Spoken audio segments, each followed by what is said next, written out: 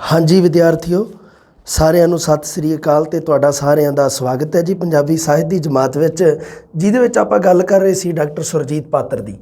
ਸੁਰਜੀਤ ਪਾਤਰ ਬਾਰੇ ਆਪਣੀਆਂ ਜਿਹੜਾ 10ਵੀਂ ਤੇ 12ਵੀਂ ਦੀ ਜਮਾਤ ਵਿੱਚ ਜੋ ਹੈ ਮੈਟਰ ਉਹ ਆਪਾਂ ਪੜ੍ਹ ਚੁੱਕੇ ਹਾਂ। ਸੋ ਬੀਏ ਦੀ ਬੁੱਕ ਦੇ ਵਿੱਚ ਸਾਡੀ ਦੇ ਵਿੱਚ ਸੁਰਜੀਤ ਪਾਤਰ ਜੀ ਬਾਰੇ ਕੀ ਕੁਛ ਦਿੱਤਾ ਹੋਇਆ ਉਹਦੇ ਬਾਰੇ ਪੜ੍ਹਦੇ ਹਾਂ। ਹਾਂਜੀ, ਸੁਰਜੀਤ ਪਾਤਰ ਜੀ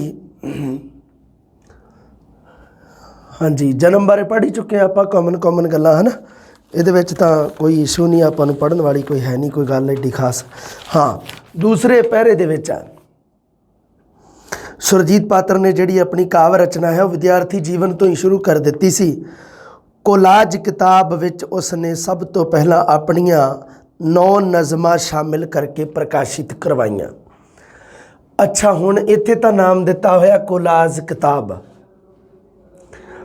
तो ਜਿਹੜੀਆਂ दूसरियां अपनियां किताबां है जिवें अपनी 10वीं वाली जमात वाली जिहड़ी बुक है ਇਹਦੇ ਵਿੱਚ नाम दिता होया कोलाज कला, है ना।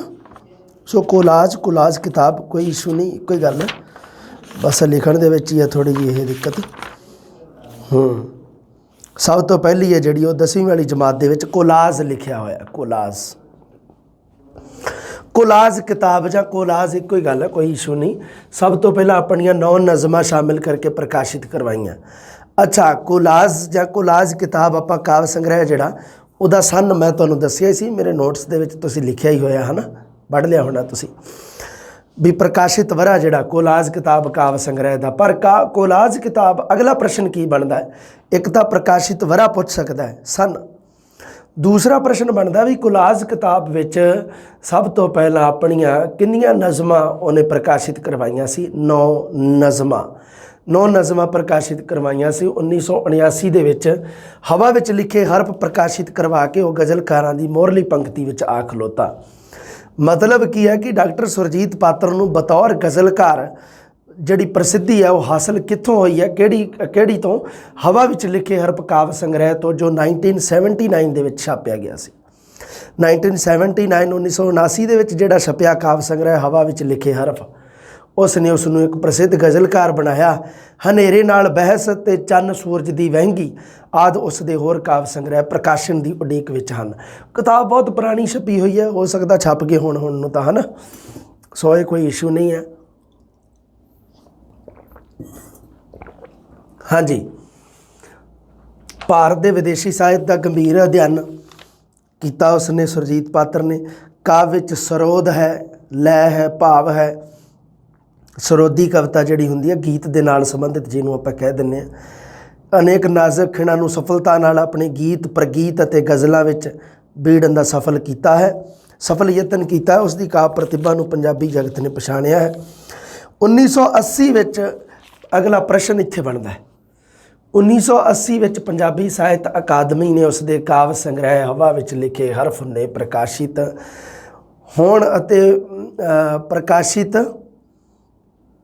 होण ते पुरस्कार दे के सन्मानिया।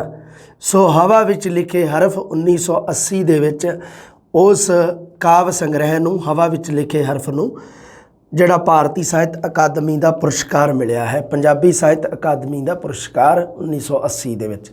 1981 विच पंजाब सरकार के भाषा विभाग ते 1985 विच दोबारा पंजाबी साहित्य अकादमी ने पात्र नूं सन्मान दिता। मोहन सिंह की भविष्यवाणी सही साबित हुई है। लो जी, आ गल तुसीं बिल्कुल चेते रखनी है, स्पष्ट प्रश्न इत्थों बनेगा जरूर। प्रोफैसर मोहन सिंह ने एक भविष्यवाणी की सी।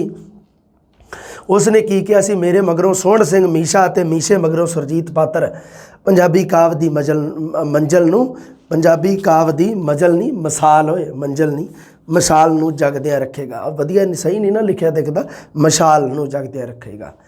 पात्र ने इस मशाल नूं उचेरा किया है। सो ये जिहड़ी प्रोफैसर मोहन सिंह की गल कि मेरे मगरों सोहण सिंह मीशा ते सोहण सिंह मीशा दे मगरों सुरजीत पात्र, ये जिहड़ी पंजाबी कविता की जगदी हुई मिसाल है, इसनूं इस तरह ही जगदी रखेगा। ठीक है जी, आ जाओ फिर इहदियां कवितावां बारे पढ़ते हैं आपां। हाँ जी, आ जाओ सुरजीत पात्र साहब। लो जी, आ गया सुरजीत पात्र। पहली कविता है हुण घरां नूं परतना। ਹੁਣ ਘਰਾਂ ਨੂੰ ਪਰਤਣਾ, ਪਰਤਣ ਦਾ ਮਤਲਬ ਹੁੰਦਾ ਵਾਪਸ ਆਉਣਾ। ਪਰਤਣ ਦਾ ਸ਼ਾਬਦਿਕ ਅਰਥ ਹੁੰਦਾ ਕਿ ਵਾਪਸ ਮੁੜਨਾ, ਕਮ ਬੈਕ ਜਿਹਨੂੰ ਆਪਾਂ ਕਹਿ ਦਿੰਦੇ ਹਾਂ। ਪਰ ਹੁਣ ਇਸ ਕਵਿਤਾ ਦੇ ਵਿੱਚ ਕੀ ਕਵੀ ਹੈ ਜਿਹੜਾ ਸੁਰਜੀਤ ਪਾਤਰ, ਉਹ ਕਿਸ ਦੇ ਪਰਤਣ ਦੀ ਗੱਲ ਕਰ ਰਿਹਾ, ਕਿਉਂ ਗੱਲ ਕਰ ਰਿਹਾ, ਉਹਦੇ ਬਾਰੇ ਆਪਾਂ ਵਿਚਾਰ ਕਰਦੇ ਹਾਂ। ਇਹਦੀ ਆਲੋਚਨਾਤਮਕ ਵਿਆਖਿਆ।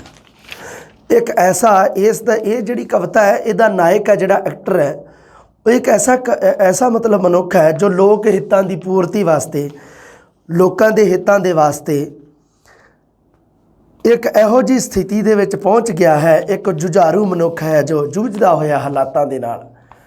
ਉਹ ਇੱਕ ਇਹੋ ਜਿਹੇ ਜੁਝਾਰੂ, ਉਸ ਜੂਝਣ ਵਾਲੇ ਮਨੁੱਖ ਦੀ ਮਾਨਸਿਕ ਅਵਸਥਾ ਨੂੰ ਇਸ ਕਵਿਤਾ ਦੇ ਵਿੱਚ ਪੇਸ਼ ਕੀਤਾ ਗਿਆ। ਹੁਣ ਘਰਾਂ ਨੂੰ ਪਰਤਣਾ, ਜਿਹੜਾ ਅਤੀਤ ਤੋਂ ਦੂਰ ਹੈ। ਅਤੀਤ ਮਤਲਬ ਲੰਘ ਚੁੱਕਿਆ ਸਮਾਂ, ਪਾਸਟ, ਅਤੀਤ ਤੋਂ ਦੂਰ ਹੈ ਅਤੇ ਕੀ ਹੈ, ਪਰੰਪਰਾ ਦੇ ਵਿੱਚ ਜੀ ਰਿਹਾ, ਪਰੰਪਰਾ ਦੇ ਵਿੱਚ ਜੀ ਰਿਹਾ, ਪਰੰਪਰਾ ਦਾ ਪਾਲਣ ਕਰ ਰਿਹਾ, ਅਤੀਤ ਤੋਂ ਦੂਰ ਹੈ। ਅੱਗੇ ਕੀ ਹੈ, ਉਹ ਇੱਕ ਦਵੰਦ ਦੇ ਵਿੱਚ ਹੈ, ਉਹਦੇ ਅੰਦਰ ਇੱਕ ਦਵੰਦ ਯੁੱਧ ਚੱਲ ਰਿਹਾ ਇੱਕ ਤਰ੍ਹਾਂ ਦਾ ਉਸ ਦੀ ਮਾਨਸਿਕਤਾ ਦੇ ਵਿੱਚ ਕਿ ਮੈਂ ਕੀ ਕਰਾਂ, ਵੀ ਉਹ ਵਾਪਸ ਪਰਤਾਂ ਕਿ ਨਹੀਂ ਉਸ ਸਮੇਂ ਦੇ ਵਿੱਚ, ਪਾਸਟ ਦੇ ਵਿੱਚ। ਅਤੀਤ ਵੱਲ ਮੁੜਨ ਦੀ ਸਥਿਤੀ ਨੂੰ ਇਸ ਕਵਿਤਾ ਦੇ ਵਿੱਚ ਬਿਆਨ ਕੀਤਾ ਗਿਆ। ਹੁਣ ਘਰਾਂ ਨੂੰ ਪਰਤਣਾ, ਘਰ ਨੂੰ ਵਾਪਸ ਪਰਤਣਾ, ਤਾਂ ਇਹ ਕੀ ਹੋ ਗਿਆ, ਅਤੀਤ ਵਾਲੀ ਸਥਿਤੀ ਹੋ ਗਈ। ਅਤੀਤ ਦੇ ਵਿੱਚ ਵਾਪਸ ਜਾਣਾ, ਕਹਿਣ ਦਾ ਮਤਲਬ ਘਰਾਂ ਨੂੰ ਪਰਤਣਾ ਦਾ ਮਤਲਬ ਇਹ ਨਹੀਂਗਾ ਕਿ ਤੁਸੀਂ ਘਰੋਂ ਬਾਹਰ ਗਏ ਤੇ ਘਰੋਂ ਵਾਪਸ ਆ ਗਏ, ਇਹ ਤਾਂ ਹੈਗੇ ਇਹਦੇ ਸ਼ਾਬਦਿਕ ਅਰਥ। ਪਰ ਜਿਹੜਾ ਅਸਲੀ ਅਰਥ ਕਵੀ ਕਹਿਣਾ ਕੀ ਚਾਹੁੰਦਾ, ਇਹਦੀ ਵਿਆਖਿਆ ਦੇ ਵਿੱਚ ਕੀ ਕਹਿਣਾ ਚਾਹੁੰਦਾ ਹੈ ਕਿ ਜਿਹੜਾ ਮਨੁੱਖ ਪਰੰਪਰਾ ਦੇ ਵਿੱਚ ਜੀ ਰਿਹਾ, ਉਹ ਮਨੁੱਖ ਕੀ ਵਾਪਸ ਆਉਣਾ ਚਾਹੁੰਦਾ ਹੈ, ਆ ਸਕਦਾ ਹੈ ਕਿ ਨਹੀਂ, ਉਸ ਸਥਿਤੀ ਨੂੰ, ਉਸ ਦੀ ਮਨੋਸਥਿਤੀ ਨੂੰ, ਉਸ ਦੇ ਅੰਦਰਲੇ ਦਵੰਦ ਨੂੰ, ਯੁੱਧ ਨੂੰ ਬਿਆਨ ਕੀਤਾ ਹੈ ਕਵੀ ਸੁਰਜੀਤ ਪਾਤਰ ਨੇ। ਇੱਕ ਇਹੋ ਜਿਹਾ ਮਨੁੱਖ ਜੋ ਜੁਝਾਰੂ ਹੈ, ਜਿਸ ਦੀ ਜੁਝਾਰੂ ਦੀ ਜੋ ਮਾਨਸਿਕਤਾ ਹੈ, ਉਸ ਨੂੰ ਬਿਆਨ ਕੀਤਾ ਕਵੀ ਨੇ। ਲਓ ਹੁਣ ਆਪਾਂ ਪੜ੍ਹਦੇ ਹਾਂ। ਹੁਣ ਘਰਾਂ ਨੂੰ ਪਰਤਣਾ ਬੜਾ ਮੁਸ਼ਕਿਲ ਹੈ, ਕੌਣ ਪਹਿਚਾਣੇਗਾ ਸਾਨੂੰ। ਹੁਣ ਅਤੀਤ ਦੇ ਵਿੱਚ ਜਾਣਾ ਬੜਾ ਮੁਸ਼ਕਿਲ ਹੈ, ਕੌਣ ਪਹਿਚਾਣੂਗਾ ਮੈਨੂੰ। ਮੱਥੇ ਉੱਤੇ ਮੌਤ ਦਸਖਤ ਕਰ ਗਈ ਹੈ, ਚਿਹਰੇ ਉੱਤੇ ਯਾਰ ਪੈੜਾਂ ਛੱਡ ਗਏ ਨੇ, ਉਹਨਾਂ ਦੀਆਂ ਯਾਦਾਂ ਦੀਆਂ ਪੈੜਾਂ ਹੀ ਰਹਿ ਗਈਆਂ। ਸ਼ੀਸ਼ੇ ਵਿੱਚੋਂ ਕੋਈ ਹੋਰ ਝਾਕਦਾ ਹੈ, ਅੱਖਾਂ ਵਿੱਚ ਕੋਰੀ ਲਿਸ਼ਕ ਹੈ। ਜੋ ਮੈਂ ਪਾਸਟ ਦੇ ਵਿੱਚ ਸੀ ਉਹ ਮੈਂ ਹੁਣ ਨਹੀਂ ਹਾਂ। ਮਤਲਬ ਕਿ ਅਭੀ ਸ਼ੀਸ਼ੇ ਦੇ ਵਿੱਚੋਂ ਕੋਈ ਹੋਰ ਝਾਕਣ ਦਾ ਮਤਲਬ ਇਹ ਹੈ ਕਿ ਜੋ ਮੈਂ ਪਾਸਟ ਦੇ ਵਿੱਚ ਸੀ, ਜੋ ਮੈਂ ਅਤੀਤ ਦੇ ਵਿੱਚ ਸੀ, ਉਹ ਹੁਣ ਮੈਂ ਨਹੀਂ ਰਹਿ ਗਿਆ। ਅੱਗੇ ਅੱਖਾਂ ਵਿੱਚ ਕੋਰੀ ਲਿਸ਼ਕ ਹੈ, ਕਿਸੇ ਟੱਠੇ ਘਰ ਦੀ ਛੱਤ 'ਚੋਂ ਆਉਂਦੀ ਹੋਈ ਲੋ ਅਜਿਹੀ। ਡਰ ਜਾਏਗੀ ਮੇਰੀ ਮਾਂ, ਮੇਰਾ ਪੁੱਤਰ ਮੇਰੇ ਤੋਂ ਵੱਡੀ ਉਮਰ ਦਾ। ਜਦੋਂ ਕੋਈ ਪਾਸਟ ਦੇ ਵਿੱਚ ਜਾਵੇਗਾ, ਮੰਨ ਲਓ ਕਿ ਪਾਸਟ ਦੇ ਵਿੱਚ ਗਿਆ, ਤਾਂ ਉਹ ਕਹਿੰਦਾ ਵੀ ਮੈਂ ਕਿਉਂ ਸਹਿਮਦਾ, ਕਿਉਂ ਡਰਦਾ, ਮੇਰੀ ਮਾਂ ਜਿਹੜੀ ਉਹ ਡਰ ਜੂਗੀ ਕਿ ਮੇਰੇ ਤੋਂ ਮੇਰੀ ਵੱਡੀ ਉਮਰ ਦਾ ਮੇਰਾ ਪੁੱਤ ਹੋ ਗਿਆ। ਕਿਹੜੇ ਸਾਧੂ ਦੇ ਸਰਾਪ, ਕਿਸ ਸਰੀਕਣ ਚੰਦਰੀ ਦੇ ਟੂਣੇ ਟਾਮਣ ਨਾਲ ਹੋਇਆ। ਡਰ ਜਾਏਗੀ ਮੇਰੀ ਮਾਂ, ਹੁਣ ਘਰਾਂ ਨੂੰ ਪਰਤਣਾ ਚੰਗਾ ਨਹੀਂ ਹੈ। ਸੋ ਇਹਦੇ ਵਿੱਚ ਕੀ ਹੈ, ਹਾਲਾਂਕਿ ਹੈ ਤਾਂ ਦਵੰਦ ਸਥਿਤੀ, ਪਰ ਇਹਦੇ ਵਿੱਚ ਮਾਨਸਿਕ ਸਥਿਤੀ ਹੈ ਜਿਹੜੀ ਉਹ ਕਲੀਅਰ ਕੀਤੀ ਗਈ, ਨਿਸ਼ਚਿਤ ਕੀਤੀ ਗਈ ਹੈ ਵੀ ਘਰਾਂ ਨੂੰ ਪਰਤਣਾ ਠੀਕ ਨਹੀਂਗਾ। ਕਿਉਂਕਿ ਉਹਦੇ ਨਾਲ ਕੀ ਹੋਵੇਗਾ ਵੀ ਉਹ ਹਾਲਾਤ ਹੈ ਜਿਹੜੇ ਉਹ ਪਾਸਟ ਵਾਲੇ, ਜਿਹੜੇ ਅਤੀਤ ਵਾਲੇ, ਉਹ ਕੁਝ ਹੋਰ ਨੇ। ਇੱਕ ਸਿਰਫ ਕੀ ਹੈ ਵੀ ਇਹ ਜਿਹੜੀ ਇਸ ਤਰ੍ਹਾਂ ਤਾਂ ਕਦੇ ਨਹੀਂ ਹੁੰਦਾ ਹੈ ਨਾ ਵੀ ਕੋਈ ਅਤੀਤ ਦੇ ਵਿੱਚ ਵਾਪਸ ਜਾ ਸਕੇ, ਇਹ ਤਾਂ ਨਹੀਂ ਹੁੰਦਾ। ਇਹ ਤਾਂ ਤੁਸੀਂ ਫਿਲਮਾਂ ਵਗੈਰਾ 'ਚ ਦੇਖ ਸਕਦੇ ਹੋ। ਫਿਲਮਾਂ ਦੇ ਵਿੱਚ ਹੁੰਦਾ ਵੀ ਕੋਈ ਮਸ਼ੀਨ ਚੱਕੀ ਕਿਸੇ ਨੇ ਤੇ ਉਹ ਬਟਨ ਦੱਬਿਆ ਤੇ ਉਹ ਅਤੀਤ ਦੇ ਵਿੱਚ ਪਹੁੰਚ ਗਿਆ। ਸੋ ਇਹ ਹੈ ਜਿਹੜਾ, ਇਹ ਸੱਚਮੁੱਚ ਦੇ ਵਿੱਚ ਨਹੀਂ ਹੁੰਦਾ ਹਕੀਕਤ ਦੇ ਵਿੱਚ। ਪਰ ਅਤੀਤ ਵਾਲਾ ਸਮਾਂ ਤੇ ਹੁਣ ਵਾਲਾ ਜਿਹੜਾ ਸਮਾਂ ਹੈ, ਦੋਨੋਂ ਇੱਕ ਦੂਜੇ ਨਾਲ ਮੇਲ ਨਹੀਂ ਖਾਂਦੇ। ਇਸੇ ਕਰਕੇ ਹੀ ਉਸ ਮੇਲ ਨਾ ਖਾਣ ਦੀ ਪ੍ਰਕਿਰਿਆ ਨੂੰ ਕਵੀ ਨੇ ਇੱਕ ਮਾਂ ਦਾ ਪ੍ਰਤੀਕ, ਇੱਕ ਛੋਟੀ ਜਿਹੀ ਇੱਕ ਮਤਲਬ ਕੀ ਹੈ, ਇੱਕ ਵਿੱਚ ਪ੍ਰਤੀਕ ਦੇ ਰੂਪ ਵਿੱਚ ਕਹਾਣੀ ਸਿਰਜੀ ਹੈ।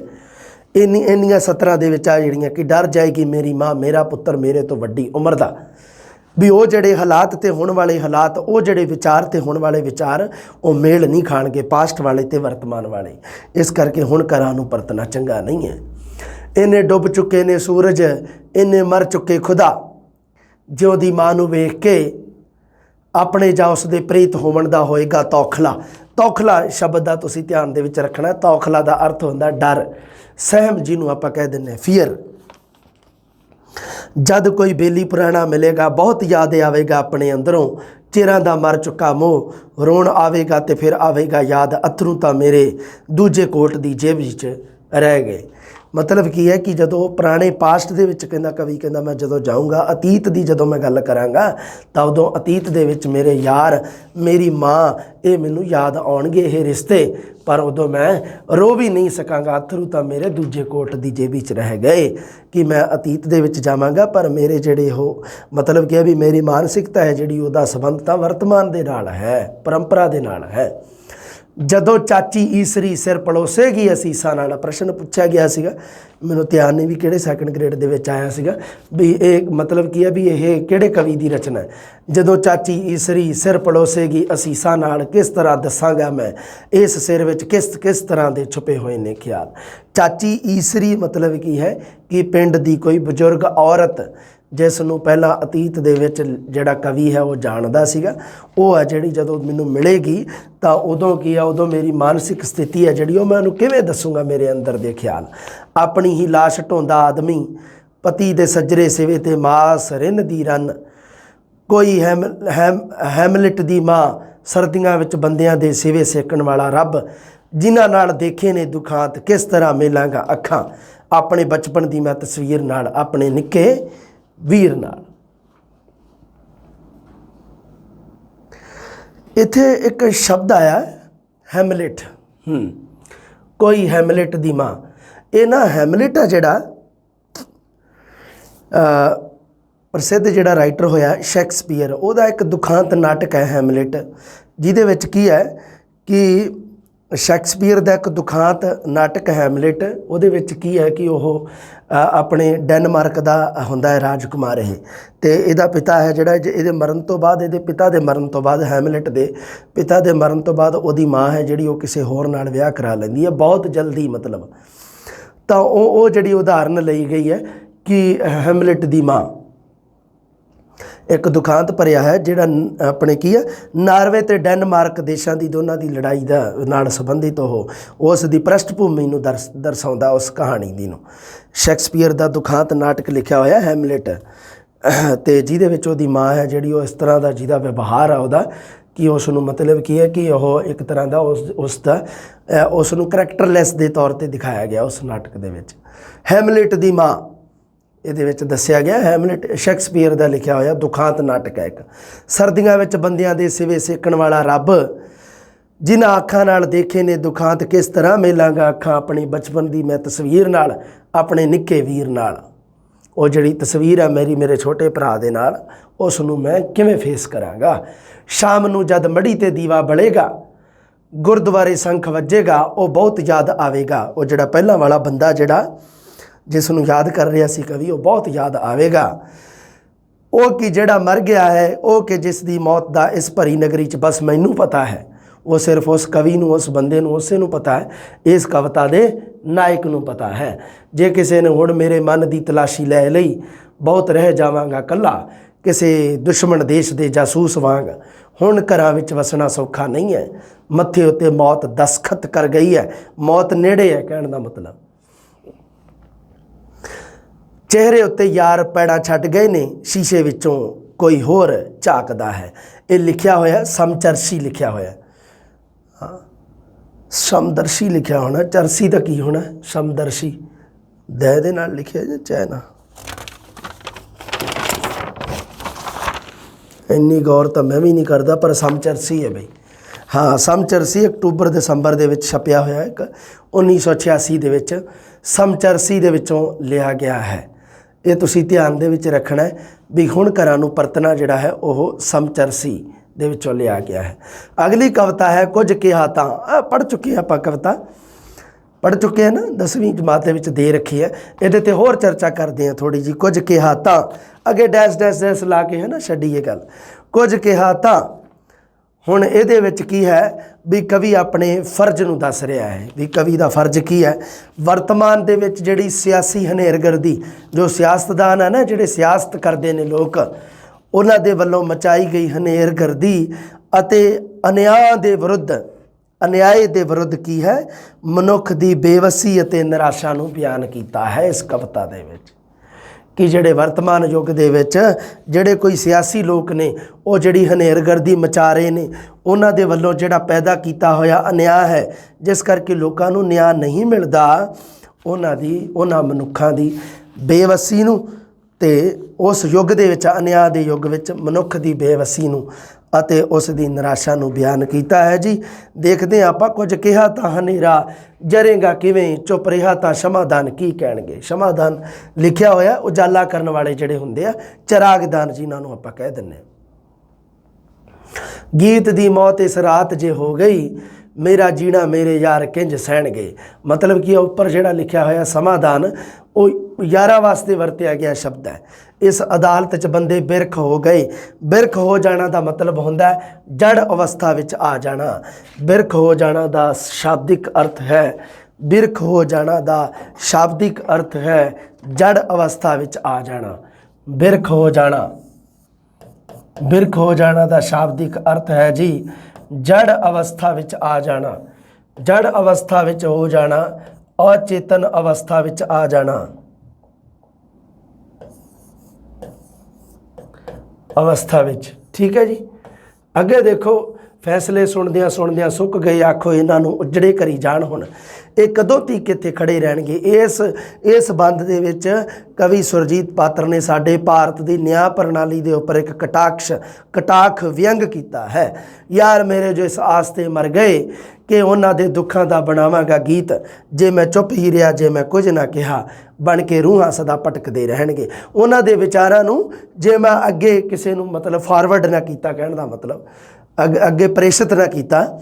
ਹਾਂ, ਜੋ ਵਿਦੇਸ਼ਾਂ 'ਚ ਰੁਲਦੇ ਨੇ ਰੋਜ਼ੀ ਲਈ, ਉਹ ਜਦੋਂ ਦੇਸ਼ ਪਰਤਣਗੇ ਆਪਣੇ ਕਦੀ, ਕੁਝ ਤਾਂ ਸੇਕਣਗੇ ਮਾਂ ਦੇ ਸੇਵੇ ਦੀ ਅਗਨ, ਬਾਕੀ ਕਬਰਾਂ ਦੇ ਰੁੱਖ ਹੇਠ ਜਾ ਬਹਿਣਗੇ। ਕੁਝ ਤਾਂ ਆਪਣੀ ਮਾਂ ਦੇ ਅੱਗ ਦੇ ਸੇਵੇ ਦੀ ਅੱਗ ਨੂੰ ਸੇਕਣਗੇ। ਮਤਲਬ ਕਿ ਕਈਆਂ ਦੀ ਤੇ ਮਾਂ ਮਰ ਚੁੱਕੀ ਹੋਵੇਗੀ ਤੇ ਕਈ ਆਪ ਖੁਦ ਬੁੜੇ ਬਜ਼ੁਰਗ ਹੋ ਚੁੱਕੇ ਹੋਣਗੇ, ਉਮਰ ਉਹਨਾਂ ਦੀ ਲੰਘ ਚੁੱਕੀ ਹੋਵੇਗੀ, ਬਿਰਧ ਅਵਸਥਾ 'ਚ ਹੋਣਗੇ। ਕਬਰਾਂ ਦੇ ਰੁੱਖ ਹੇਠ ਬੈਠਣ ਤੋਂ ਭਾਵ ਹੈ ਕਿ ਬਿਰਧ ਹੋ ਜਾਣਾ, ਬਿਰਧ ਅਵਸਥਾ ਦੇ ਵਿੱਚ ਆ ਜਾਣਾ। ਸੋ ਕਬਰਾਂ ਦੇ ਰੁੱਖ ਹੇਠ ਬੈਠਣਾ ਦਾ ਮਤਲਬ ਹੈ ਬਿਰਧ ਅਵਸਥਾ, ਬੁਢਾਪੇ ਦੀ ਅਵਸਥਾ, ਬਿਰਧ ਅਵਸਥਾ। ਸਮਝ ਗਏ ਕਹਾਣੀ ਨੂੰ?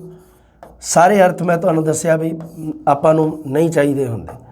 ਬਸ ਆਪਾਂ ਜਿਹੜੀ ਕੰਮ ਦੀ ਗੱਲ ਆ ਮੈਂ ਤੁਹਾਨੂੰ ਉਹੀ ਦੱਸੂਗਾ, ਉਹਦੇ ਵਿੱਚੋਂ ਹੀ ਪ੍ਰਸ਼ਨ ਪੈਣਗੇ। ਬਸ ਇਹਨਾਂ ਨੂੰ ਯਾਦ ਰੱਖਣਾ ਤੁਸੀਂ, ਠੀਕ ਹੈ ਜੀ। ਬਿਰਧ ਅਵਸਥਾ ਜਾਂ ਬੁਢਾਪਾ ਲਿਖ ਲਿਓ ਇਹਨੂੰ। ਅੱਗੇ ਦੇਖਦੇ ਹਾਂ। ਹਾਂਜੀ, ਕੀ ਇਹ ਇਨਸਾਫ ਹਉਮੈ ਦੇ ਪੁੱਤ ਕਰਨਗੇ, ਕੀ ਇਹ ਖਾਮੋਸ਼ ਪੱਥਰ ਦੇ ਬੁੱਤ ਕਰਨਗੇ, ਜੋ ਸਲੀਬਾਂ 'ਤੇ ਟੰਗੇ ਨੇ ਲੱਥਣੇ ਨਹੀਂ, ਰਾਜ ਬਦਲਣਗੇ, ਸੂਰਜ ਚੜ੍ਹਨ ਲੈਣਗੇ। ਸਿਸਟਮ ਦੇ ਉੱਪਰ ਵਿਅੰਗ ਕੀਤਾ ਕਵੀ ਨੇ। ਇਹ ਜੋ ਰੰਗਾਂ 'ਚ ਚਿੱਤਰੇ ਨੇ ਖੁਰ ਜਾਣਗੇ, ਇਹ ਜੋ ਮਰਮਰ 'ਚ ਉਕਰੇ ਨੇ ਮਿਟ ਜਾਣਗੇ। ਬਲਦੇ ਹੱਥਾਂ ਨੇ ਜਿਹੜੇ ਹਵਾ ਵਿੱਚ ਲਿਖੇ ਹਰਫ, ਉਹੀ ਹਮੇਸ਼ਾ ਲਿਖੇ ਰਹਿਣਗੇ। ਜਿਹੜੇ ਰੰਗਾਂ ਦੇ ਵਿੱਚ ਚਿੱਤਰੇ ਹੋਏ ਅੱਖਰ ਨੇ, ਹਰਫ ਦਾ ਮਤਲਬ ਹੁੰਦਾ ਅੱਖਰ। ਆਪਾਂ ਪੜ੍ਹਿਆ ਹੀ ਹੋਇਆ ਹੈ ਨਾ, ਹਰਫ ਦਾ ਸ਼ਾਬਦਿਕ ਅਰਥ ਆਪਾਂ ਇਹਨੂੰ ਸੂਫੀ ਕਾਵਿ ਦੇ ਵਿੱਚ ਬਹੁਤ ਪੜ੍ਹਿਆ ਸੀ। ਹਰਫ ਦਾ ਸ਼ਾਬਦਿਕ ਅਰਥ ਹੁੰਦਾ ਅੱਖਰ। ਅੱਖਰ ਜਿਹੜੇ ਰੰਗਾਂ ਦੇ ਵਿੱਚ ਚਿੱਤਰੇ ਨੇ ਉਹ ਖੁਰ ਜਾਣਗੇ, ਉਹ ਨਹੀਂ ਰਹਿਣਗੇ। ਜਿਹੜੇ ਰੰਗਾਂ ਦੇ ਵਿੱਚ ਲਿਖੇ ਹੋਏ ਨੇ ਹਰਫ, ਜਿਹੜੇ ਮਰਮਰ ਦੇ ਵਿੱਚ ਉਕਰੇ ਨੇ, ਸੰਗ ਮਰਮਰ ਜਿਹੜਾ ਹੁੰਦਾ ਹੈ ਨਾ, ਇੱਕ ਮੁਲਾਇਮ ਜਾਂ ਪੱਥਰ ਜਿਹੜਾ ਸੰਗ ਮਰਮਰ, ਉਹ ਪੱਥਰ ਦੀ ਗੱਲ ਕੀਤੀ ਹੈ। ਪੱਥਰ ਦੇ ਵਿੱਚ ਉਕਰੇ ਹੁੰਦੇ ਆ ਹੈ ਨਾ, ਕਿਉਂਕਿ ਚਿੱਤਰ ਨੂੰ ਬਣਾਇਆ ਜਾਂਦਾ ਅਤੇ ਪੱਥਰ ਦੇ ਵਿੱਚ ਜਦੋਂ ਆਪਾਂ ਕਿਸੇ ਚੀਜ਼ ਨੂੰ ਬਣਾਉਣਾ ਹੋਵੇ ਤਾਂ ਉਕੇਰਿਆ ਜਾਂਦਾ ਉਸ ਨੂੰ। ਮਿਟ ਜਾਣਗੇ, ਉਹ ਵੀ ਨਹੀਂ ਰਹਿਣਗੇ। ਬਲਦੇ ਹੱਥਾਂ ਨੇ ਜਿਹੜੇ ਹਵਾ ਵਿੱਚ ਲਿਖੇ ਹਰਫ, ਉਹੀ ਹਮੇਸ਼ਾ ਲਿਖੇ ਰਹਿਣਗੇ। ਮਤਲਬ ਕੀ ਹੈ ਕਿ ਜਿਹੜੇ ਆਪਣੇ ਹੱਥਾਂ ਨਾਲ ਕੀਤੀ ਹੋਈ ਕਿਰਤ ਕਮਾਈ ਹੈ ਜਿਹੜੀ, ਉਹ ਹੀ ਰਹਿਣੀ ਹੈ। ਇਹ ਵੀ ਸ਼ਾਇਦ ਮੇਰਾ ਆਪਣਾ ਵਹਿਮ ਹੈ, ਕੋਈ ਦੀਵਾ ਜਗੇਗਾ ਮੇਰੀ ਕਬਰ 'ਤੇ, ਜੇ ਹਵਾ ਇਹ ਰਹੀ ਕਬਰਾਂ ਉੱਤੇ, ਤਾਂ ਕਿ ਸਭ ਘਰਾਂ 'ਚ ਵੀ ਦੀਵੇ ਬੁਝੇ ਰਹਿਣਗੇ।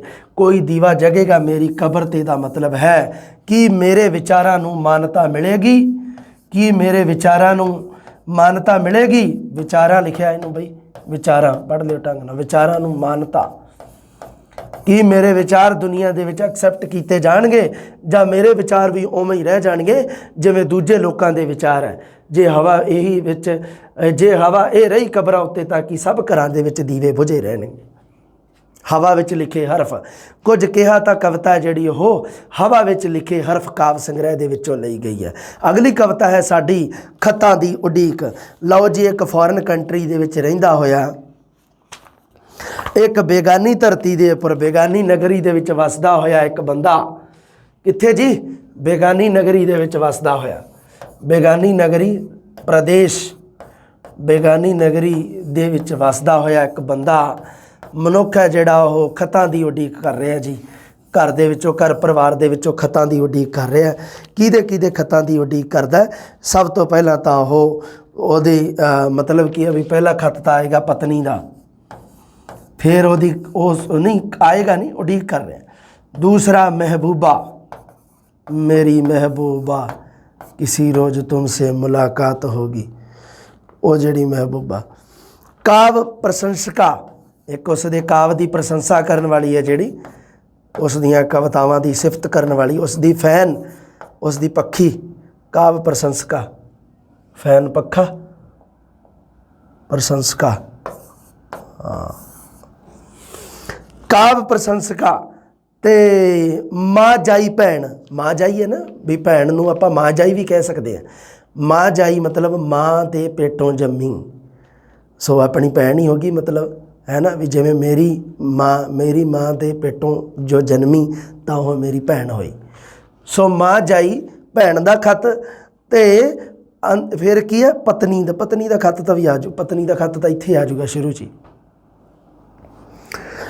ਤੇ ਖਤ ਉਹਨੂੰ ਕਿਹਦਾ ਆਉਂਦਾ ਹੈ, ਕਿਹਦੇ ਖਤ ਦੀ ਉਡੀਕ ਕਰ ਰਿਹਾ, ਕਿਹਦਾ ਖਤ ਆਉਂਦਾ, ਅੰਤ ਦੇ ਵਿੱਚ ਖਤ ਕਿਹਦਾ ਆਉਂਦਾ, ਇਹ ਸਾਰੀਆਂ ਗੱਲਾਂ ਸੁਰਜੀਤ ਪਾਤਰ ਨੇ ਬੜੇ ਸ਼ਾਨਦਾਰ ਤਰੀਕੇ ਨਾਲ ਲਿਖੀ ਹੈ। ਬੜੀ ਸ਼ਾਨਦਾਰ ਕਵਿਤਾ ਲਿਖੀ ਹੈ। ਇਸ ਨਗਰੀ ਤੇਰਾ ਜੀ ਨਹੀਂ ਲੱਗਦਾ, ਇੱਕ ਚੜ੍ਹਦੀ ਇੱਕ ਲਹਿੰਦੀ ਏ, ਇੱਕ ਭਾਵ ਇੱਕ ਖਿਆਲ ਮਨ ਦੇ ਵਿੱਚ ਆਉਣਾ ਤੇ ਇੱਕ ਖਿਆਲ ਜਾਣਾ, ਇੱਕ ਚੜ੍ਹਦੀ ਇੱਕ ਲਹਿੰਦੀ। ਤੈਨੂੰ ਰੋਜ਼ ਉਡੀਕ ਖਤਾਂ ਦੀ, ਸਿਖਰ ਦੁਪਹਿਰੇ ਰਹਿੰਦੀ ਏ। ਕਿਹੜੇ ਸਮੇਂ 'ਚ ਰਹਿੰਦੀ ਏ? ਸਿਖਰ ਦੁਪਹਿਰੇ ਲਿਖਿਆ ਹੋਇਆ। ਇੱਕ ਖਤ ਆਵੇ ਧੁੱਪ ਦਾ ਲਿਖਿਆ, ਮਹਿੰਦੀ ਰੰਗੇ ਪੰਨੇ ਤੇ, ਤੇਰੇ ਵਿਹੜੇ ਬੂਟਾ ਬਣ ਕੇ ਉੱਗ ਆਵਾਂ ਜੇ ਮੰਨੇ ਤੇ। ਲਓ ਜੀ, ਇਹ ਹੈ ਜਿਹੜਾ ਇਹ ਪਤਨੀ ਦਾ ਖਤ ਹੈ, ਮਹਿੰਦੀ ਰੰਗੇ ਪੰਨੇ ਤੇ। ਸੋ ਮਹਿੰਦੀ ਹੈ ਜਿਹੜੀ ਉਹ ਕੌਣ ਲਾਉਂਦੀ ਹੈ? ਮਹਿੰਦੀ ਲਾਉਂਦੀ ਹੈ ਜੀ ਲੇਖਕ ਦੀ ਪਤਨੀ। ਉਹ ਮਨੁੱਖ ਦੀ ਜਿਹੜਾ ਖਾਤਾਂ ਦੀ ਉਡੀਕ ਕਰ ਰਿਹਾ ਉਸ ਦੀ ਪਤਨੀ ਦਾ ਖਤ ਆ ਗਿਆ। ਲਓ ਜੀ ਇੱਥੇ ਹਾਂ ਖਤ ਆਵੇਗਾ ਮਤਲਬ ਹਜੇ ਇੱਕ ਖਤ ਆਵੇ ਧੁੱਪ ਦਾ ਲਿਖਿਆ, ਮਹਿੰਦੀ ਰੰਗੇ ਪੰਨੇ ਤੇ, ਤੇਰੇ ਵਿਹੜੇ ਬੂਟਾ ਬਣ ਕੇ ਉੱਗ ਆਵਾਂ ਜੇ ਮੰਨੇ ਤੇ। ਅੱਗੇ ਦੇਖਦੇ ਹਾਂ। ਹਾਂ ਇੱਕ ਖਤ ਆਵੇ ਮਾਂ ਜਾਈ ਦਾ, ਮਾਂ ਜਾਈ ਮਤਲਬ ਭੈਣ, ਸਿਸਟਰ। ਬਾਂਝ ਵਿਜੋਗਣ ਰੁੱਤੇ ਵੀ, ਬਾਂਝ ਵਿਜੋਗਣ ਰੁੱਤੇ ਵੀ, ਵੀਰਾ ਪੱਤ ਸ਼ਰੀ ਦੇ ਵੱਜ ਗਏ ਮੇਰੇ ਬੂਹੇ ਉੱਤੇ ਵੀ। ਮਤਲਬ ਕੀ ਆ? ਉਹ ਭੈਣ ਹੈ ਜਿਹੜੀ ਉਹ ਖਤ ਦੇ ਵਿੱਚ ਆਪਣੇ ਉਸ ਪਰਦੇਸੀ ਭਰਾ ਨੂੰ ਕੀ ਲਿਖ ਰਹੀ ਹੈ ਕਿ ਪੱਤ ਸ਼ਰੀ ਦੇ ਵੱਜ ਗਏ ਮੇਰੇ ਬੂਹੇ ਉੱਤੇ ਵੀ। ਕਹਿਣ ਦਾ ਮਤਲਬ ਕੀ ਹੈ ਕਿ ਮੇਰੇ ਵੀ ਲੜਕਾ ਹੋਇਆ ਹੈ। ਸਰੀ ਦੇ ਵੱਜਣਾ ਇੱਕ ਸ਼ਗਨ ਕੀਤਾ ਜਾਂਦਾ ਜਦੋਂ ਘਰ ਦੇ ਵਿੱਚ ਲੜਕਾ ਪੈਦਾ ਹੁੰਦਾ ਕਿ ਤੂੰ ਮਤਲਬ ਕੀ ਹੈ ਮਾਮਾ ਬਣ ਗਿਆ। ਇੱਕ ਖਤ ਆਵੇ ਜਿਸ ਵਿੱਚ ਹੋਵੇ ਤੇਰੇ ਨਾਂ ਇਤਿਹਾਸ ਦਾ ਬੋਲ, ਤੇਰੀ ਰਚਨਾ ਦੀ ਵਡਿਆਈ, ਤੇਰੇ ਮਹਾ ਵਿਕਾਸ ਦਾ ਬੋਲ। ਲਓ ਜੀ ਇਹ ਆ ਗਿਆ ਪ੍ਰਸ਼ੰਸਕਾ ਦਾ ਖਤ। ਪ੍ਰਸ਼ੰਸਕਾ ਦਾ ਖਤ ਆ ਗਿਆ। ਉਹ ਕੀ ਕਹਿੰਦੀ ਪ੍ਰਸ਼ੰਸਕਾ? ਇੱਕ ਖਤ ਆਵੇ ਵਿੱਚ ਹੋਵੇ ਤੇਰੇ ਨਾਂ ਇਤਿਹਾਸ ਦਾ ਬੋਲ, ਤੇਰੀ ਰਚਨਾ ਦੀ ਵਡਿਆਈ, ਤੇਰੇ ਮਹਾ ਵਿਕਾਸ ਦਾ ਬੋਲ। ਪ੍ਰਸ਼ੰਸਕਾ ਦਾ ਖਤ। ਇਹ ਖਤ ਆਵਣਗੇ ਤਾਂ ਆਖਰ ਲਿਖ ਲਿਖ ਲੋਕੀ ਪਾਵਣਗੇ, ਤੇਰੇ ਚਾਹੇ ਖਤ ਨੇ ਐਪਰ ਹੁੰਦਾ ਪਰੰਤੂ ਪਰ ਐਪਰ ਹੋਰ ਕਿਸੇ ਘਰ ਜਾਵਣਗੇ। ਐਪਰ ਸ਼ਬਦ ਆਪਾਂ ਪਹਿਲਾਂ ਵੀ ਪੜ੍ਹਿਆ ਸੀਗਾ ਜਦੋਂ ਆਪਾਂ ਪ੍ਰੋਫੈਸਰ ਮੋਹਨ ਸਿੰਘ ਪੜ੍ਹਿਆ ਸੀ। ਐਪਰ ਫੁੱਲਾਂ ਦੇ ਮੁਰਝਾਇਆ ਇਹ ਬੂਟਾ ਸੁੱਕ ਜਾਏ। ਆ ਗਈ ਨਾ ਪ੍ਰੋਫੈਸਰ ਮੋਹਨ ਸਿੰਘ ਦੀ ਗੱਲ, ਚੇਤੀ ਕਰ ਲਿਓ, ਉਹਨੂੰ ਪੜ੍ਹ ਲਿਓ ਦੁਬਾਰੇ। ਪਰ ਤੂੰ ਆਸ ਨਾ ਛੱਡੀ ਆਖਰ ਤੈਨੂੰ ਵੀ ਖਤ ਆਵੇਗਾ, ਤੇਰਾ ਲੱਗਦਾ ਕੋਈ ਤਾਂ ਆਖਰ ਲਿਖ ਲਿਖ ਚਿੱਠੀਆਂ ਪਾਵੇਗਾ। ਖਤ ਆਵੇਗਾ ਰਾਤ ਬਰਾਤੇ, ਖਤ ਆਵੇਗਾ ਅੰਮੀ ਦਾ। ਖਤ ਆਵੇਗਾ ਰਾਤ ਬਰਾਤੇ, ਖਤ ਆਵੇਗਾ ਅੰਮੀ ਦਾ। ਮਾਂ ਦਾ ਖਤ ਆਏਗਾ। ਪੁੱਤਰਾ ਇਉਂ ਨਹੀਂ ਭੁੱਲ ਜਾਈਦਾ ਜਿਹੜੀ ਕੁੱਖੋਂ ਜੰਮੀ ਦਾ, ਖੜਾ ਖੜੋਤਾ ਹਾਲ ਤਾਂ ਪੁੱਛ ਜਾ ਬੁੱਢੀ ਜਾਨ ਨਿਕੰਮੀ ਦਾ। ਉਮਰਾਂ ਵਾਂਗੂ ਅੰਤ ਵੀ ਹੁੰਦਾ ਕਿਸੇ ਉਦਾਸੀ ਲੰਮੀ ਦਾ। ਇਹ ਜਿਹੜੀ ਉਦਾਸੀ ਨਹੀਂ ਹੈ ਲੰਮੀ ਤੇਰੀ, ਮਤਲਬ ਕੀ ਹੈ ਵੀ ਇਹ ਹੈ ਜਿਹੜਾ ਉਮਰਾਂ ਦੇ ਵਾਂਗੂ ਇਹਦਾ ਵੀ ਕੋਈ ਤਾਂ ਅੰਤ ਹੁੰਦਾ ਹੈ। ਅੱਗੇ ਦੇਖਦੇ ਹਾਂ। ਖਤ ਆਵੇਗਾ ਬਹੁਤ ਕਵੇਲੇ ਧਰਤੀਓਂ ਲੰਮੀ ਛਾਂ ਦਾ ਖਤ। ਖਤ ਆਵੇਗਾ ਬਹੁਤ ਕਵੇਲੇ ਧਰਤੀਓਂ ਲੰਮੀ ਛਾਂ ਦਾ ਖਤ, ਚੁੱਪ ਦੇ ਸਫਿਆਂ ਉੱਤੇ ਲਿਖਿਆ ਉਜੜੀ ਸੁਨ ਸਰਾਂ ਦਾ ਖਤ। ਇੱਕ ਬੇਨਕਸ਼ ਖਿਲਾ ਦਾ ਲਿਖਿਆ ਤੇਰੇ ਅਸਲੀ ਨਾਂ ਦਾ ਖਤ। ਲੋਕ ਕਹਿਣਗੇ ਕਬਰ ਦਾ ਖਤ ਹੈ, ਤੂੰ ਆਖੇਗਾ ਮਾਂ ਦਾ ਖਤ। ਆਖਰੀ ਖਤ ਹੈ ਜਿਹੜਾ, ਆਖਰੀ ਖਤ ਜਿਹੜਾ ਲਾਸਟ ਪੱਤਰ ਹੈ ਜਿਹੜਾ ਉਹ ਮੌਤ ਦਾ ਖਤ, ਜਮਦੂਤ ਦਾ ਖਤ ਲਿਖਿਆ ਹੋਇਆ ਇੱਥੇ ਆ ਦੇਖ ਲਓ। हाँ, कबर दा खत आवेगा, जिसनों कबर दा खत कहा गया है। हो गया लौके। हाँ, कबर दा खत मतलब की है? मौत दा। मरे बाद ही बंदा कबर च जाता जो जमदूत चक के लै जान। मौत दा जमदूत दा खत। लोग तो कहणगे आखिरी खत नूं लोकी की कहणगे? सुरजीत पात्र दी जिहड़ी कविता है, सुरजीत पात्र दी खतां दी उਡੀਕ कविता है, ਉਹਦੇ ਵਿੱਚ आखिरी खत ਨੂੰ ਲੋਕਾਂ ਵੱਲੋਂ ਕਿਹੜਾ खत ਕਿਹਾ ਗਿਆ ਹੈ? ਲੋਕਾਂ ਵੱਲੋਂ ਤਾਂ ਕਿਹਾ ਗਿਆ ਹੈ कबर ਦਾ खत, मौत ਦਾ खत, जमदूत ਦਾ खत। पर कवि ਵੱਲੋਂ ਕਿਹੜਾ खत ਕਿਹਾ ਗਿਆ है? मां ਦਾ खत। सो मां ਦਾ खत आखिरी नहीं है। मां ਦਾ खत ਤਾਂ कवि ਦੇ अनुसार आखिरी है। उस ਜਿਹੜਾ परदेसी ਜਿਹੜਾ ਹੈਗਾ ਉਹਦੇ अनुसार है। कवि अपने आप ਨੂੰ परदेसी ਦੇ रूप ਵਿੱਚ प्रकट कर रहा है। ਉਹਦਾ खत है, कवि लेखक के अनुसार है। पर लोग की कहणगे ये कबर दा खत है। सो अंत विच जिहड़ा खत आवेगा वो अंत विच आवेगा जी मौत दा, जमदूत दा। पर परदेसी आखेगा नहीं मेरी मां दा खत है। खत खुलेगा, खत विचों एक हथ उठेगा शाम जिहा। मतलब की है भी काल तेरे सिर ते आऊगा। काल मौत जिन्हों आपां कह दिंदे आ, काल मौत तेरे पिंजर नूं फोड़ेगा, पिंजर शरीर नूं फोड़ेगा। बेकिरका बेराम जिया तेरे अंदरों चीस उठे गई। मरण की अवस्था दसी गई है। तेरे अंदरों चीस उठेगी, मच जाऊ कोहराम जिया। कोहराम हाहाकार। तेरे अंदरों पंछी उड उड पर जाऊ असमान जिहा। जेड़ा कदी नहीं सी उठिया उठू दर्द बेनाम जिहा, जिहदा कोई नाम नहीं होवे। पर फिर तेरी तपदी रूह नूं आ जाऊ आराम जिहा। फिर तू हमेशा वास्ते आराम दी नींद सौ जावेगा। मौत आ जाएगी उस तो बाद। उस तो मगरों ना कोई नगरी, ना कोई संझ सवेरा ही, ना कोई फिर उਡੀਕ खतां दी, ना कोई तू ना तेरा जी। इस नगरी तेरा जी नहीं लगता। एक चढ़दी एक लहिंदी है, तैनूं रोज़ उਡੀਕ खतां दी शिखर दुपहरे रहिंदी है। बड़ी शानदार कविता लिखी है कवि सुरजीत पात्र ने। लो जी अपना सुरजीत पात्र कवि हो गया ख़त्म। अगे आप ਜਿਹੜੇ पढ़ने आ बेटा जी वो आप पढ़ने आ साडे अगले नावल। हाँ, नावल पढ़ांगे आप जल्दी। नावलों बारे आप गल करांगे। अगे आप पढ़ांगे आधुनिक पंजाबी गल्प। आधुनिक पंजाबी गल्प जदों आप पढ़ांगे उदों बेटा जी, हाँ आ जाओ फिर अज इनू भी थोड़ा यूज करिए। आधुनिक पंजाबी गल्प दे विच, आधुनिक पंजाबी गल्प, आ तां रंग सही नहीं लग्या मैनूं।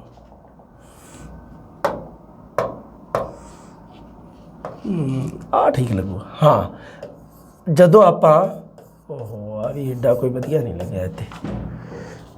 रुको फिर आपां इनू इहदे च आ जाने। ਆਪਾਂ ਪੜਾਂਗੇ ਆਧੁਨਿਕ ਪੰਜਾਬੀ ਗਲਪ। ਗਲਪ ਦੇ ਵਿੱਚ ਆਪਾਂ ਦੋ ਚੀਜ਼ਾਂ ਪੜਾਂਗੇ। ਗਲਪ ਦੇ ਵਿੱਚ ਇੱਕ ਤਾਂ ਆਪਾਂ ਪੜਾਂਗੇ ਨਾਵਲ ਤੇ ਇੱਕ ਪੜਾਂਗੇ ਆਪਾਂ ਕਹਾਣੀ ਜਾਂ ਨਿੱਕੀ ਕਹਾਣੀ। ਲਓ ਜੀ, ਇਹ ਦੋਨੋਂ ਗਲਪ ਦੀ ਸ਼੍ਰੇਣੀ ਦੇ ਵਿੱਚ ਆਉਂਦੇ ਆ। ਗਲਪ ਦੇ ਵਿੱਚ ਨਾਵਲ ਤੇ ਕਹਾਣੀ ਆ ਜਿਹੜੇ ਦੋਨੋਂ ਗਲਪ ਦੇ ਵਿੱਚ ਪੜ੍ਹਨੇ ਆਪਾਂ। ਲਓ ਸਭ ਤੋਂ ਪਹਿਲਾਂ ਤੁਸੀਂ ਨਾਵਲ ਦੇਖ ਲਓ ਬੇਟਾ ਜੀ। हैगे आ सीनियर टीचर आ जाओ भी, सैकेंड ग्रेड वाले हो, सैकेंड ग्रेड वाले मेरे बच्चों। सैकेंड ग्रेड वाले दे विच आपां पढ़ना नानक सिंह, सुरिंदर सिंह नरूला, जसवंत सिंह कंवल, गुरदयाल सिंह, राम स्वरूप अणखी, करमजीत कुस्सा, दलीप कौर टिवाणा। बाकी सारे पुराने ते एक करमजीत सिंह कुस्सा ये नवा है। ये भरपूर मैटर तुहानूं देवांगे, कोई चिंता करने की लोड़ नहीं। तो हुण आ जाओ मेरे लैक्चरर वीरो ते वीरनिओ, वीरो ते वीरनिओ। ਇਹਦੇ ਵਿੱਚ ਆਪਾਂ पढ़ना है बेटा जी नावल। हाँ, आधुनिक पंजाबी गल्प तुहाडे लैक्चरर वाला जो तुसीं देखोगे ना सिलेबस ਉਹਦੇ ਵਿੱਚ पूरा दिता है। 8 नंबर ला के आधुनिक पंजाबी गल्प, फिर नावल तो फिर कहानी।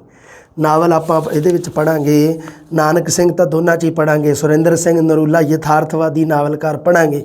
जसवंत सिंह कंवल इधर भी पढ़ांगे उधर भी पढ़ांगे। गुरदयाल सिंह पढ़ांगे। राम स्वरूप अणखी पढ़ांगे। दलीप कौर टिवाणा। अच्छा, सैकेंड ग्रेड वाले ने तो करमजीत कुस्सा एक अड्ड पढ़ना है। ਤੇ ਜਿਹੜੇ ਫਸਟ ਗ੍ਰੇਡ ਵਾਲੇ ਆ ਉਹਨਾਂ ਨੇ ਨਿਰੰਜਨ ਤਸਨੀਮ ਅੱਡ ਪੜ੍ਹਨਾ। ਅੱਡ ਕਲਾਸਾਂ ਤੁਹਾਨੂੰ ਮਿਲ ਜਾਣਗੀਆਂ ਦੋਨਾਂ ਦੀਆਂ। ਨਿਰੰਜਨ ਤਸਨੀਮ ਫਸਟ ਗ੍ਰੇਡ ਵਾਲਿਆਂ ਨੇ ਅਲੱਗ ਪੜ੍ਹਨਾ। ਸੈਕੰਡ ਗ੍ਰੇਡ ਵਾਲਿਆਂ ਵਾਸਤੇ ਨਵਾਂ ਇੱਕ ਜੋੜਿਆ ਗਿਆ ਨਾਵਲਕਾਰ ਕਰਮਜੀਤ ਸਿੰਘ ਕੁੱਸਾ। ਸਭ ਤੋਂ ਪਹਿਲਾਂ ਆਪਾਂ ਤੁਹਾਨੂੰ ਪਤਾ ਹੀ ਹੈ 12ਵੀਂ ਦੀ ਜਮਾਤ ਵਿੱਚ ਆਪਣੇ ਨਾਵਲਿਸਟ ਦੇ ਰੱਖਿਆ, ਉਹਨਾਂ ਦੇ ਬਾਰੇ ਗੱਲ ਕਰਨੀ ਹੈ। 12ਵੀਂ ਜਮਾਤ ਵਾਲੀਆਂ ਕਲਾਸਾਂ, ਫਿਰ ਉਸ ਤੋਂ ਬਾਅਦ ਆਪਾਂ ਚੱਲਾਂਗੇ ਨਾਨਕ ਸਿੰਘ 'ਤੇ। ਨਾਨਕ ਸਿੰਘ ਦਾ ਤੁਹਾਨੂੰ ਪਤਾ ਵੀ ਇੱਕ ਨਾਵਲ ਹੈ ਜਿਹੜਾ ਉਹ ਆਪਣੇ ਲੱਗਾ ਹੋਇਆ, ਅਤੇ ਜਿਹੜਾ ਆਪਾਂ ਉਹਦੇ ਬਾਰੇ ਵੀ ਪੜ੍ਹਾਂਗੇ। ਉਹ ਹੈ ਜਿਹੜਾ ਆਪਣੇ ਸਿਲੇਬਸ ਦੇ ਵਿੱਚ ਹੈ BA ਦੇ ਵਿੱਚ, ਹੈ ਨਾ।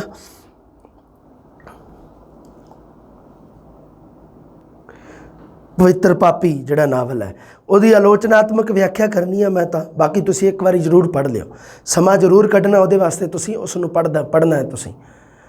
ਤਾਂ ਉਹ ਹੈ ਜਿਹੜਾ ਨਾਵਲ ਹੈ, ਜਿਹੜੀ ਉਹਦੀ ਮੈਂ ਕੋਸ਼ਿਸ਼ ਕਰੂੰਗਾ ਟੈਲੀਗ੍ਰਾਮ ਚੈਨਲ 'ਤੇ ਮੈਂ ਉਹਦੀ PDF ਪਾ ਦੂੰਗਾ, ਤੁਸੀਂ ਉਹਦੇ 'ਚੋਂ ਦੇਖ ਸਕਦੇ ਹੋ। ਟੈਲੀਗ੍ਰਾਮ ਚੈਨਲ ਤੁਹਾਨੂੰ ਮੇਰਾ ਪਤਾ ਹੀ ਹੈ, ਉਹ ਆਪਣਾ ਹੈਗਾ ਪੰਜਾਬੀ ਵਿਦ ਸਿਮਰਨਜੀਤ ਸਰ, ਤਾਂ ਉਹਦੇ ਵਿੱਚ ਤੁਸੀਂ ਦੇਖ ਲਿਓ, ਹੈ ਨਾ। Telegram channel PUNJABI Punjabi with